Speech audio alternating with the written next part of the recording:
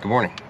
This video is the beginning of a new channel dedicated to me trying to play scratch golf.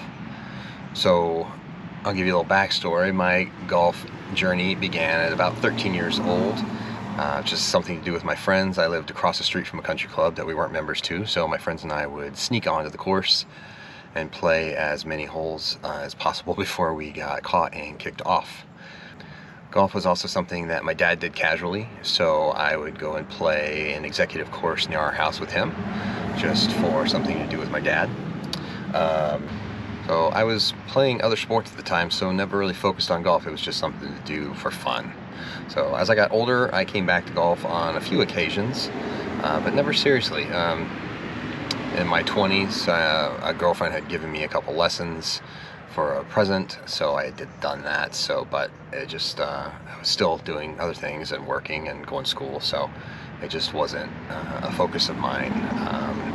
But in 2007, I was working and our job was having a scramble tournament, so I figured, why not? Had some friends playing, I'll go try it. So I had to actually borrow a set of clubs from a buddy and went out and just had the greatest time. I had forgotten how much fun golf was, and it really sparked a desire to play golf again and play it as much as I possibly could.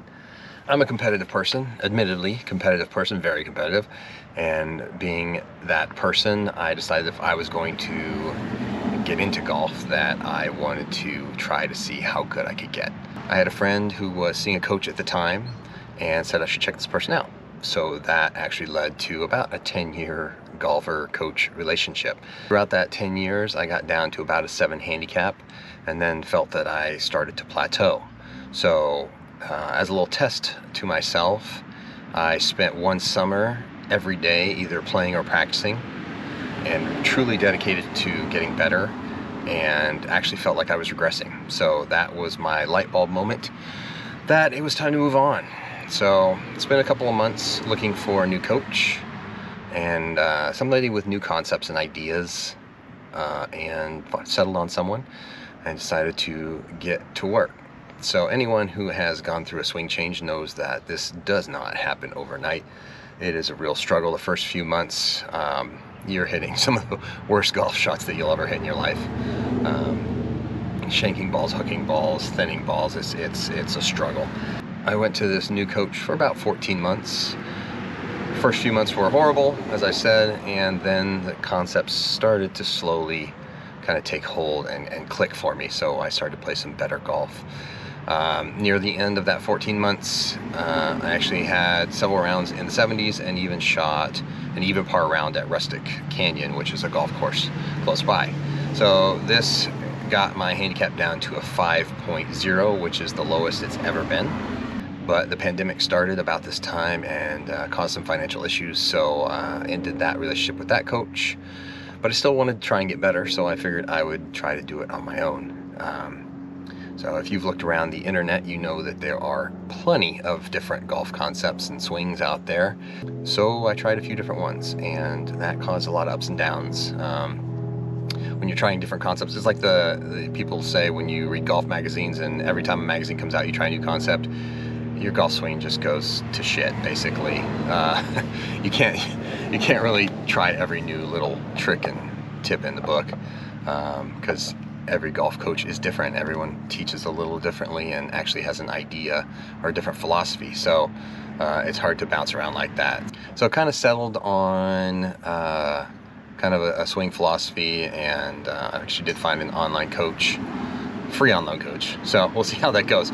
But anyway, so I started using Arccos about a year ago, and I have about 40 rounds worth of data. And the way Arccos works is it collects all your data from when you play and breaks it down into driving, approach, short game, and putting, and then gives you stats based on your last 25 rounds. So it gives you an idea of which of those 4 categories you need to work on the most. And you can adjust what you want to compare your stats to.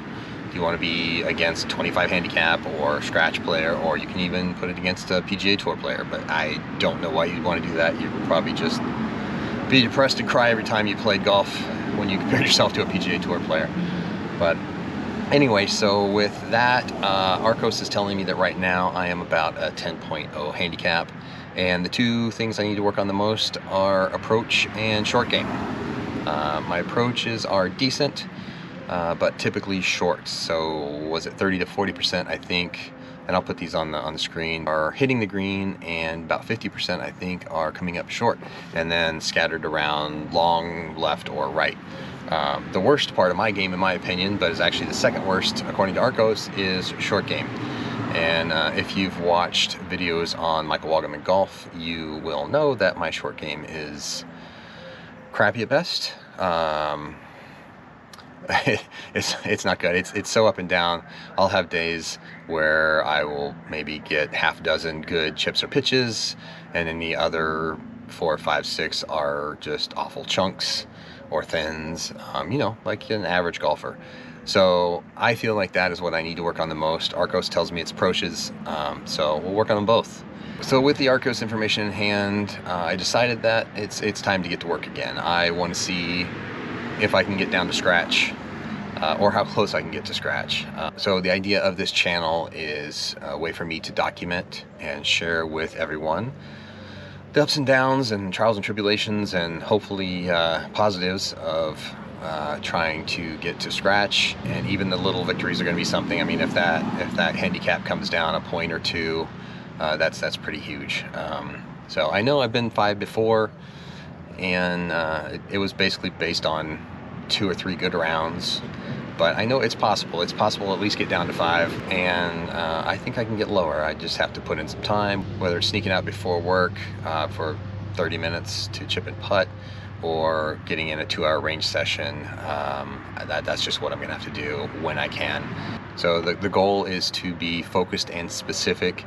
I have this data, so I know exactly what I need to work on. I think what I'll do is after rounds, I will give a little update and show you the stats from that round, and then show you the stats overall, and if my handicap changed at all based on that round.